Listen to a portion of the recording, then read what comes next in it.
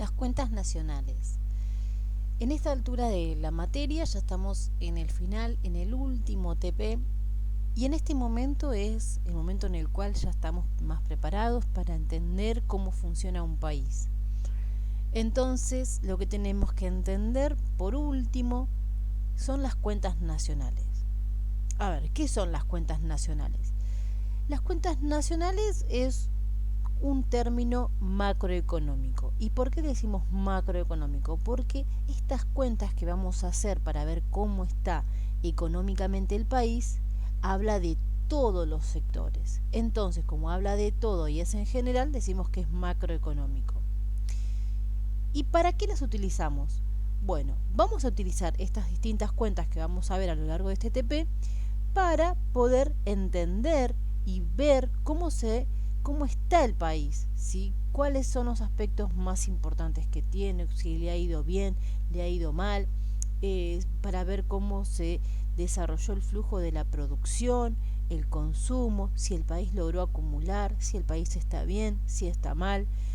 Entender también cómo es la estructura de esa producción, cómo es que está produciendo, si con tecnología obsoleta, con tecnología de punta, si se han dado cambios en su estructura. Entonces, bueno, en esta altura considero que ya están todos preparados para evaluar a la perfección las cuentas nacionales.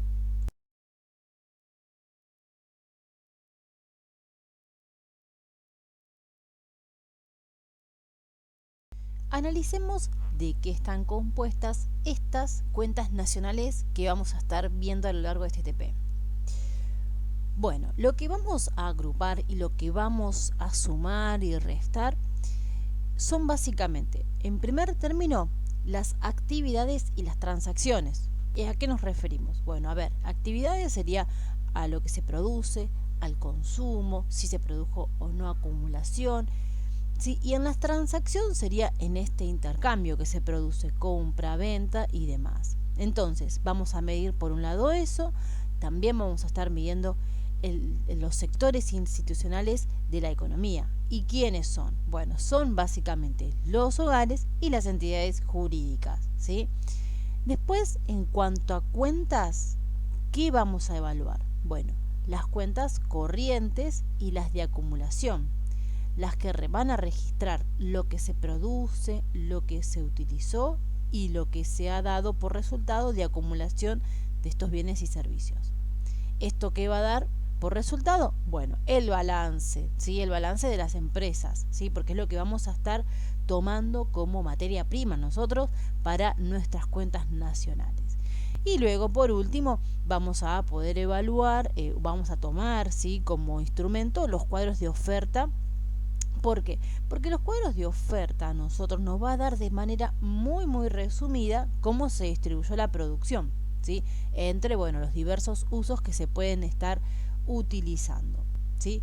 Bueno, a ver, hay que hacer una aclaración muy importante cuando estemos realizando estas cuentas nacionales y que es muy difícil medir con exactitud todos los flujos que se dan dentro de la economía. ¿Por qué? Porque la información a veces no es muy exacta, a veces las empresas no la dan de modo detallado como la tienen que dar, porque a veces los balances muchas veces no demuestran la realidad. Entonces, ¿es importante que lo saquemos? Sí, es muy importante porque es un instrumento de análisis para un país, pero sepamos que a veces pueden tener cierta diferencia entre un tipo de cálculo u otro que vamos a utilizar, ¿sí? Porque hay varias formas de determinar una misma cuenta. Analicemos ahora para qué nosotros necesitamos determinar las cuentas nacionales. ¿Qué tipo de uso le vamos a estar dando? Bueno, en primer término va a ser para hacer un seguimiento de la economía, para ver cómo estamos, si mejoramos, si empeoramos, pero básicamente es eso, este seguimiento. Constantemente tenemos que evaluar cuánto nos dio el PBI. Yo le digo PBI, pero a ver, hay muchas formas de decirlo. Puede ser Producto Bruto Interno o Producto Interno Bruto. Así que en algunos autores van a encontrar que lo dicen como PIB o como PBI. Es lo mismo, básicamente, ¿sí?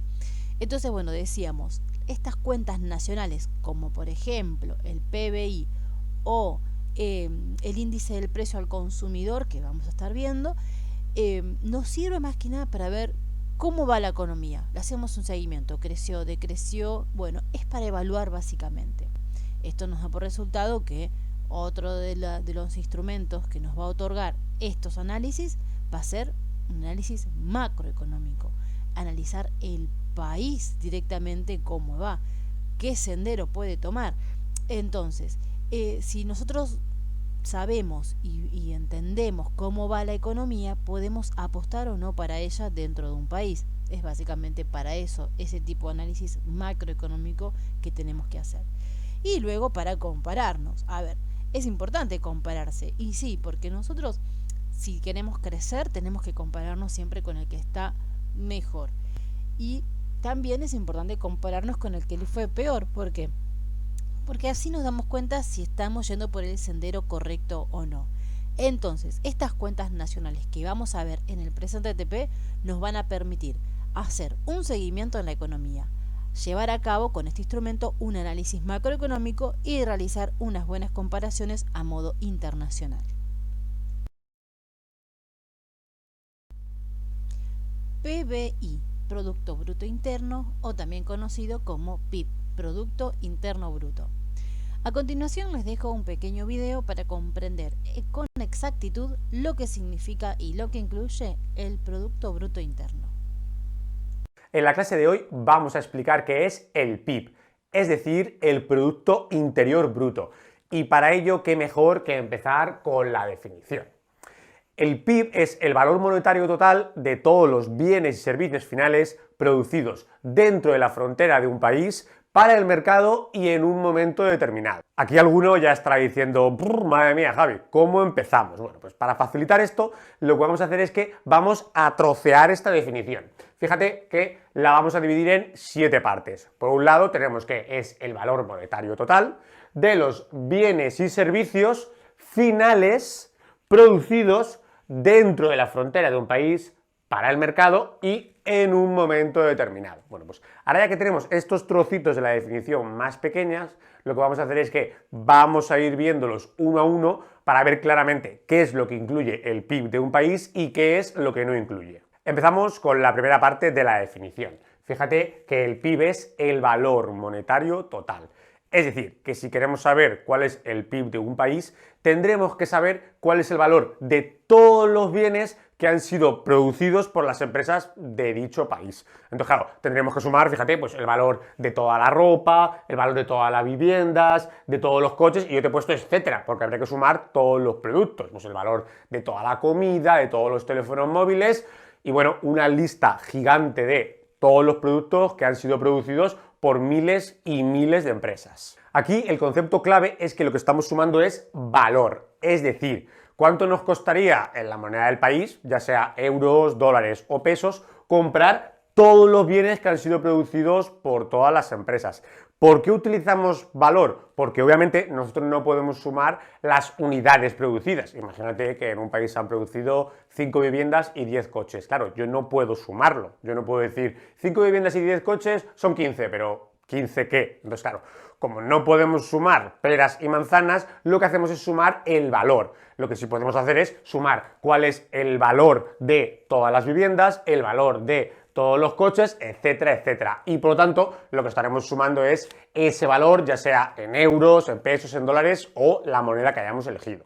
Es decir, que si queremos calcular el PIB de un país, tendremos que sumar el valor de todos los bienes a su precio de mercado. Vamos, lo que tendríamos que pagar si quisiéramos comprar todos ellos. Vamos a la segunda parte de la definición, y es que el PIB es el valor monetario total de los bienes y servicios. Es decir, aunque en muchas ocasiones para simplificar decimos el PIB es el valor de todos los bienes, bueno, aquí no podemos olvidar que también tenemos que incluir estos servicios. Es decir, que el PIB no va a tener solo en cuenta el valor de estos bienes, estos productos que podemos acumular, es decir, que son propiedad de alguien, como puede ser, por ejemplo, las viviendas o los coches, sino que también va a incluir los servicios que son prestados por las personas, ya que estos también tienen un valor.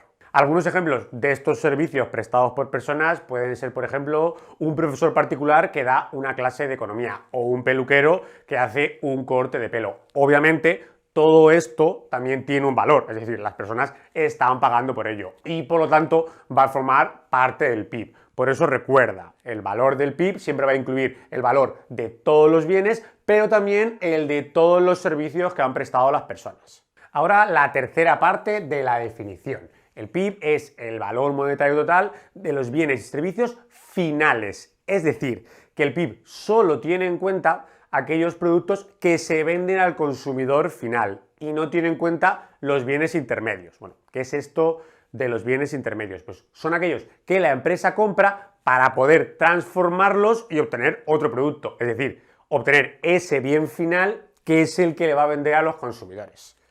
¿Complicado? Verás cómo no. Veámoslo con este sencillo ejemplo. Imagínate que una empresa compra madera y tornillos, de manera que los transforma y con eso obtiene el armario. Bueno, la madera y los tornillos son bienes intermedios, porque son los bienes que está transformando para luego conseguir el producto final, el armario, que es el que va a vender en las tiendas a sus clientes. Imagínate que el valor de la madera son 5 euros y el de los tornillos otros 5, y que cuando la empresa lo transforma obtiene ese armario que vende por 30. ¿Cuál sería el valor total de la producción? Sería un error decir que es 5 más 5 más 30 y decir que es 40. ¿Por qué? Porque el valor de la madera y el valor de los tornillos ya está incluido dentro del armario. Es decir, esos 10 euros que han costado madera y tornillos forman parte de los 30 euros del armario. Por lo tanto, si contáramos también los 5 euros de la madera y los 5 euros de los tornillos, los estaríamos contando dos veces. Por eso, en este caso, el único bien que tendremos en cuenta es el bien final, que es el valor del armario, que ya tiene en cuenta lo que vale la madera y lo que vale los tornillos. Como resumen, que el PIB solo va a tener en cuenta el valor de los bienes que son vendidos al consumidor final, en este caso los armarios, pero no tiene en cuenta el valor de los bienes que son vendidos entre empresas, en este caso la madera y los tornillos, que esta empresa se lo ha comprado a otra empresa diferente. Vamos a la siguiente parte de la definición, y es que el PIB es el valor monetario total de los bienes y servicios finales producidos. ¿Qué significa esta parte de producidos? Bueno, hemos dicho que cuando hablábamos del PIB era lo que nos costaría comprar todos los productos que hay en el mercado. Sin embargo, imagínate que yo compro una casa que se construyó hace 10 años. ¿Eso cuenta para el PIB de este año? ¿Podemos decir que eso es parte del valor de esta producción de este país? Pues en este caso no, porque el PIB solo va a tener en cuenta los productos que se han producido en el año que estamos estudiando. Y por lo tanto, si hay algo que se ha producido hace 10 años, una vivienda, un coche o lo que sea, no se va a tener en cuenta. Por lo tanto, el PIB no contará lo que serían las ventas de segunda mano, simplemente lo que se ha producido en el año que estemos estudiando. Ahora, vamos a una parte de la definición que en ocasiones trae confusiones, y es que el PIB mide lo que se ha producido dentro de la frontera de un país. Bueno, aquí lo que tenemos que saber es que esas palabras de PIB, recuerda que la I era interior, el Producto Interior Bruto. Por lo tanto, el PIB lo que va a tener en cuenta es lo que se ha producido dentro del país, con independencia que quienes lo hayan producido sean nacionales, en el caso de España, con independencia de que sean españoles o de que sean extranjeros. Vamos a verlo con un par de ejemplos. Tenemos a Leo Messi. Bueno, Leo Messi en este caso no produce un producto, sino que presta un servicio. En este caso lo presta dentro de España al Barcelona. Bueno, un servicio que vale bastante, tanto que el Barcelona le paga 100 millones de euros. Tenemos la situación de que Messi es argentino, entonces ese servicio que presta por 100 millones de euros se lo vamos a sumar al PIB de España o al PIB de Argentina. Pues como el servicio lo está prestando dentro de España, formará parte del PIB de España y no formará parte del PIB de Argentina. Vamos a otro ejemplo. Ahora el contrario. Tenemos a Enrique Iglesias, que es español. Y Enrique Iglesias presta sus servicios principalmente en Estados Unidos, ¿no? Graba sus discos allí en Miami. En este caso, esos servicios que presta y que también valdrá millones, ¿dentro de qué PIB forma? ¿Del de España porque es español o el de Estados Unidos porque el servicio lo presta allí? Pues en este caso formará parte del PIB de Estados Unidos y no formará parte del PIB español porque no lo está haciendo dentro de España. Por lo tanto, recuerda, el PIB de un país mide lo que se ha producido dentro de ese país, con independencia de que quien lo haya producido sea una empresa o una persona nacional o extranjera. Seguimos. La siguiente parte de la definición nos dice que el PIB mide todo lo que se produce para el mercado. Es decir, es el valor de todos los bienes que se venden en el mercado y no va a tener en cuenta, por ejemplo, los servicios que una persona se hace a sí misma. Vamos a verlo con dos sencillos ejemplos. Por un lado, podemos ir a un lavadero de coches y podemos pagar por la limpieza del mismo. En este caso, como estamos yendo y estamos pagando por un bien o por un servicio dentro del mercado, en este caso sí formaría parte del PIB. Pero ahora imagínate que yo cojo, salgo a la calle o al jardín de mi casa y me pongo yo mismo a lavar el coche. En este caso, como yo no estoy pagando por ese servicio, no formaría parte del PIB. Lo mismo ocurre con la limpieza del hogar. Si yo contrato a una persona para que me limpie mi casa y yo le pago, pues el valor de ese servicio sí está pasando por el mercado y por lo tanto se incluirá en el PIB. Pero si yo mismo me limpio mi casa, aunque el valor de ese servicio sea el mismo que si lo hace otra persona, como en este caso no incluye ningún pago y esta actividad no pasa por el mercado, en este caso no será parte del PIB. Por eso recuerda, el PIB solo mide las operaciones que pasan por el mercado. Y ya vamos a la última parte de la definición. Y es que el PIB siempre lo vamos a medir dentro de un periodo determinado. Es decir, nosotros queremos saber cuál es el valor de la producción, pero dentro de un periodo. Entonces, normalmente se suelen hacer siempre los cálculos en un año. Entonces se dice cuál es el valor de la producción de ese país en el último año. Y ahora, en el siguiente vídeo, vamos a ver que existen 3 métodos para calcular numéricamente el PIB.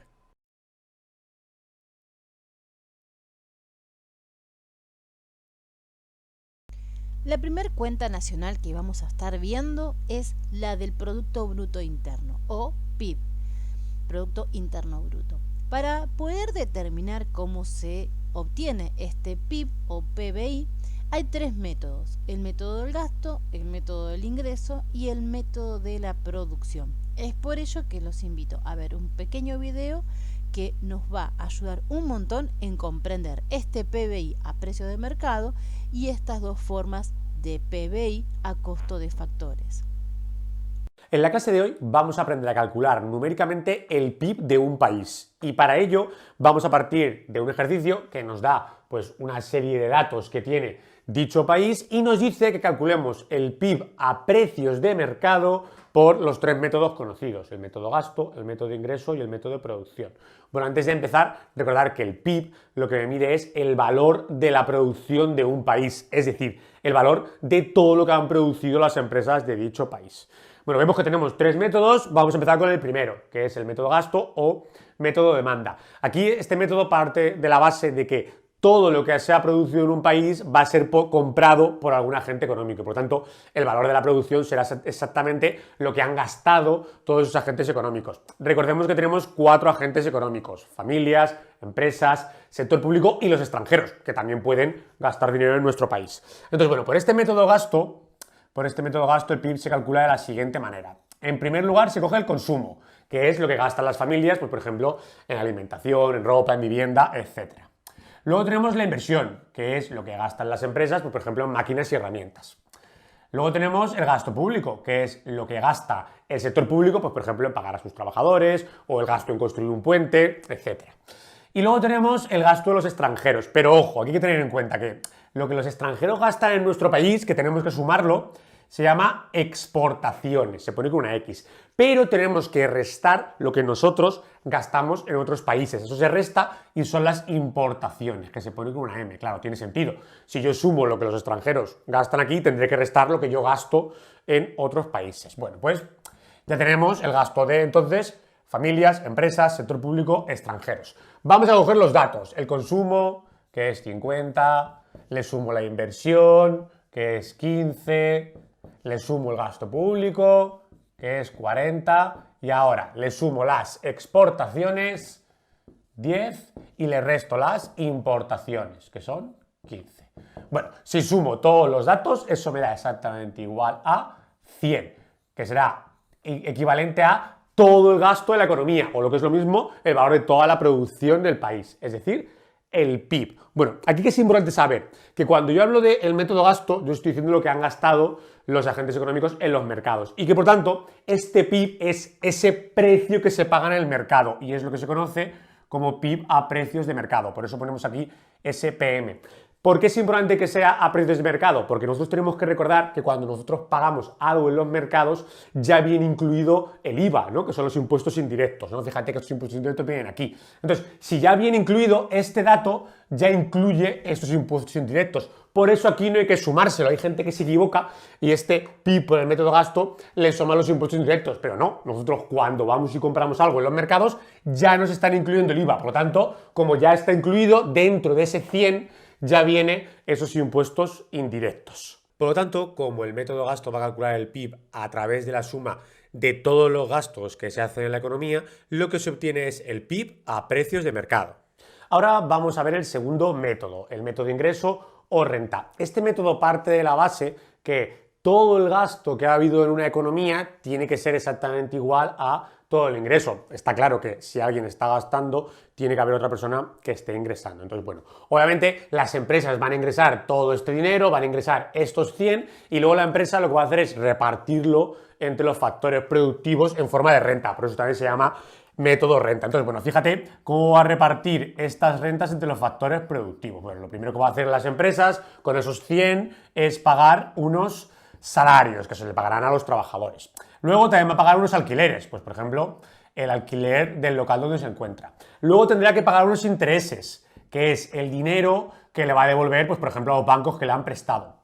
Luego, una vez que ya hemos pagado pues, toda esta cantidad de dinero, la empresa tiene unos beneficios. Claro, ya la empresa, pues obviamente, una vez que paga todo, tiene sus beneficios. Pero, ojo, aquí hay mucha gente que se le olvida que tenemos que añadir las depreciaciones. Las depreciaciones es una cantidad de dinero que la empresa tiene que guardar porque se desgastan las máquinas que utiliza, ¿vale? Esa es la depreciación. Entonces, ¿cómo va a repartir todas las rentas la empresa? Pagará salarios, pagará alquileres, pagará intereses, guardará ese dinero para depreciaciones y el resto que le quede serán sus beneficios. Bueno, vamos a sumar a ver los datos. Entonces, fíjate, empezamos con los salarios, que los tenemos aquí, son de 45, luego tenemos los alquileres, aquí, son igual a 2, los intereses aquí arriba, son igual a 20, luego tenemos que sumar los beneficios, que los tenemos aquí, son igual a 25, y por último las depreciaciones, que las tenemos aquí. Si sumamos todo, esto me da igual a 95. Bueno, aquí alguno dirá, oye Javi, pero nos has dicho que estos 100 tenían que repartirlos, ¿cómo es que solo da 95? Bueno, pues porque todo este reparto de las rentas a los factores productivos es lo que me mide el PIB a coste de factores. Claro, lo que me ha costado repartir el dinero entre todos los factores, pagar a los trabajadores, el alquiler del local, etc.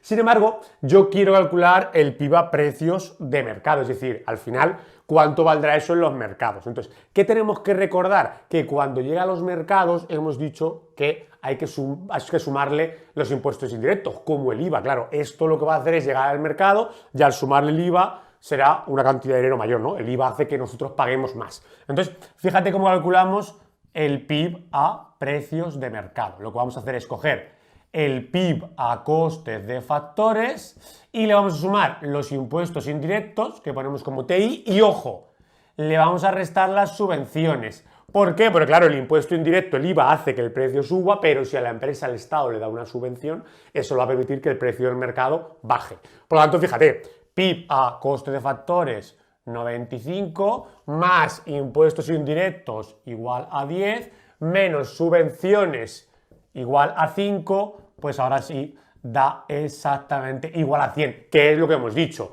¿no? Todo el gasto de la economía, el PIB a precios de mercado es igual a 100, tiene que ser exactamente igual a todas las rentas generadas en una economía, en donde primero obtendremos el PIB a coste de factores y al hacer este pequeño ajuste ya me dará el mismo resultado. Obviamente tiene que ser igual, porque todo el gasto será igual a todo el ingreso, pero que no se nos olvide hacer este ajuste de impuestos indirectos y subvenciones.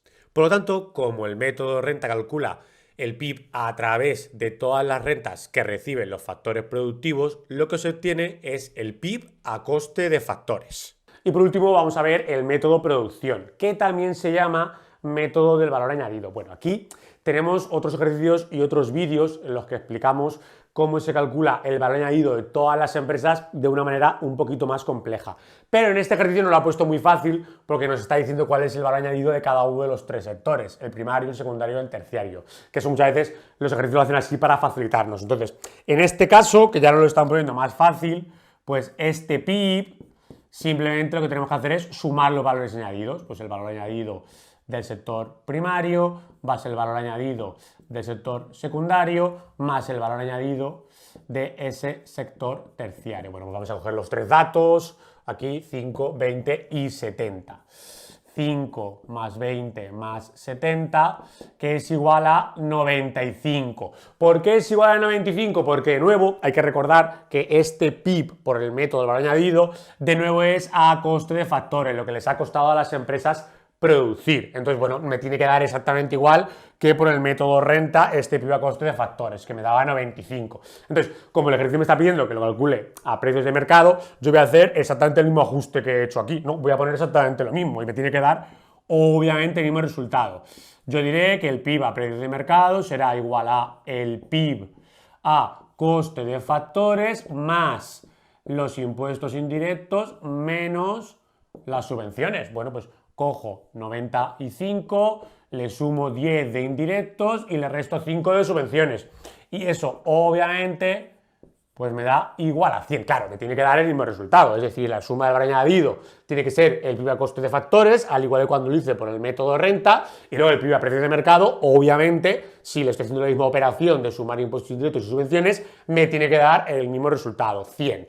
De manera que, bueno, se comprueba como el valor de la producción de un país, el PIB, ¿no? Lo que producen todas las empresas, lo puedo calcular tanto por el método gasto, como por el método renta, como por el método valor añadido, y los tres me deben dar el mismo resultado, que es igual a 100. Así que ya sabes, hay que aprenderse estas tres fórmulas de los tres métodos. Y luego recuerda, el método gasto nos lleva directamente al PIB a precios de mercado, pero el método de ingreso y el método del valor añadido nos llevan al PIB a coste de factores.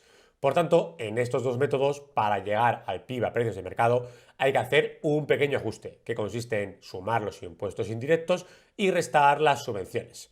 Con esto acabamos y nos vemos en la siguiente clase. Veamos a continuación el índice del precio al consumidor, o mayormente conocido como el IPC. El IPC es otro de los grandes instrumentos de las cuentas nacionales que se evalúan para ver la situación económica de un país.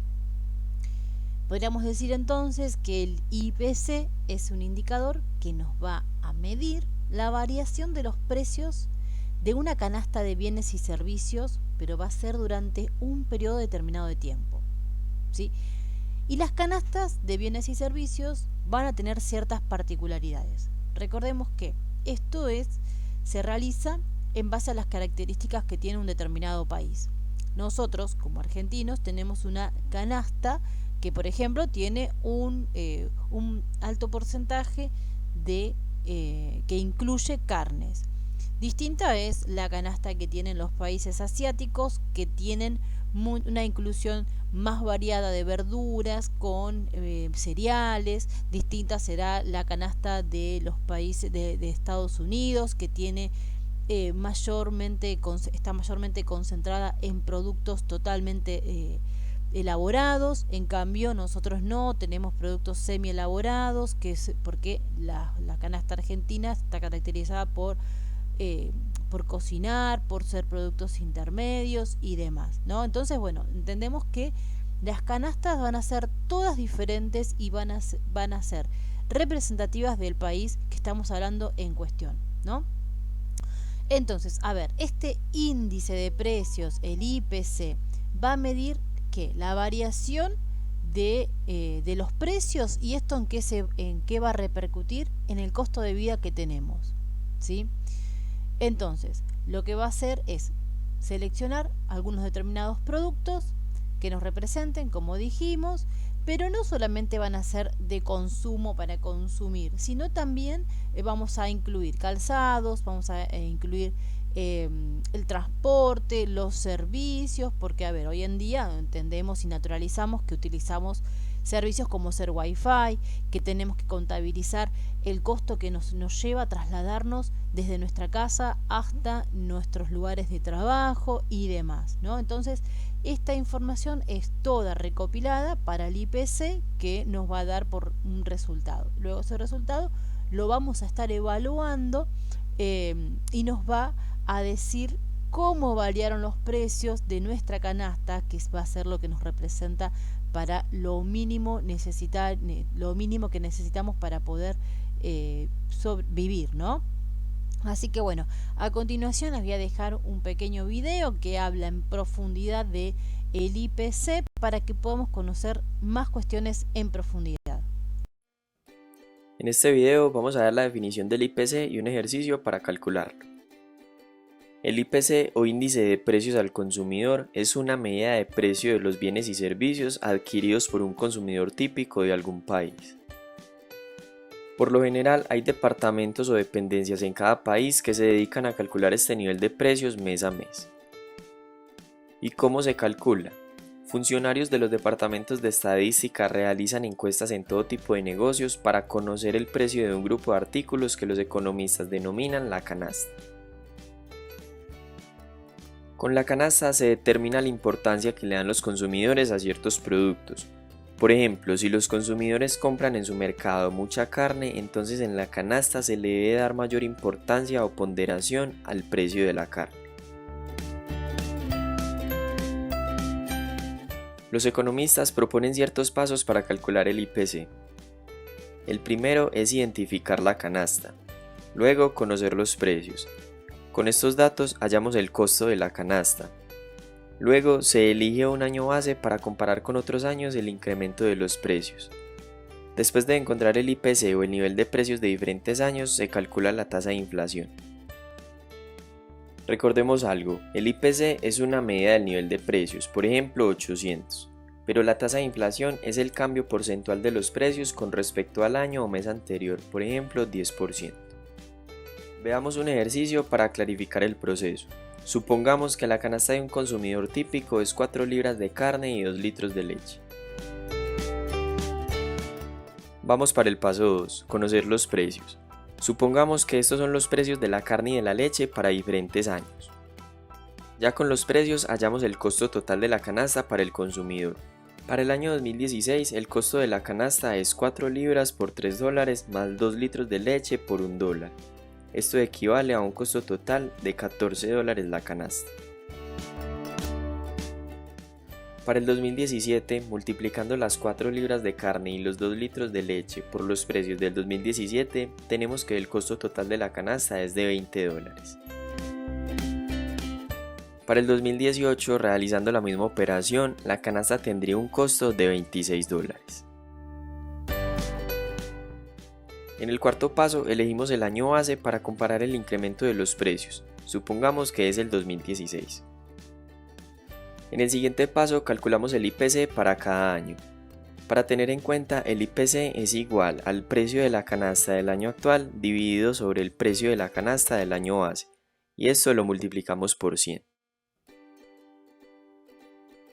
Por ejemplo, para hallar el IPC del 2016 dividimos 14 dólares sobre 14 dólares y lo multiplicamos por 100. Esto quiere decir que el IPC del año base es 100. Para el IPC del 2017 dividimos el precio de la canasta del 2017 sobre el precio de la canasta del año base y lo multiplicamos por 100. Nos da como resultado 142.9. Por último, calculemos el IPC del 2018. Dividimos 26, que es el precio de la canasta del 2018, sobre el precio de la canasta del año base 14. Esto lo multiplicamos por 100 y nos da como resultado 185.7. Ahora sí podemos calcular la tasa de inflación. Para el 2017 la calculamos así. Restamos el IPC del 2017 menos el IPC del 2016 sobre el IPC del 2016. Luego lo multiplicamos por 100. Con los datos que tenemos entonces restamos 142.9 menos 100 y dividimos esto sobre 100. El resultado se multiplica por 100 y tenemos para el 2017 una tasa de inflación del 42.9% con respecto al 2016. El mismo ejercicio lo realizamos para hallar la tasa de inflación del año 2018. Restamos 185.7 menos 142.9 sobre 142.9. Multiplicando por 100 tenemos una tasa de inflación para el 2018 de 29.9% respecto al periodo anterior. De esta manera se calcula el IPC y la tasa de inflación respecto al año anterior. Recuerda que si tienes alguna duda o sugerencia, déjala por favor en los comentarios.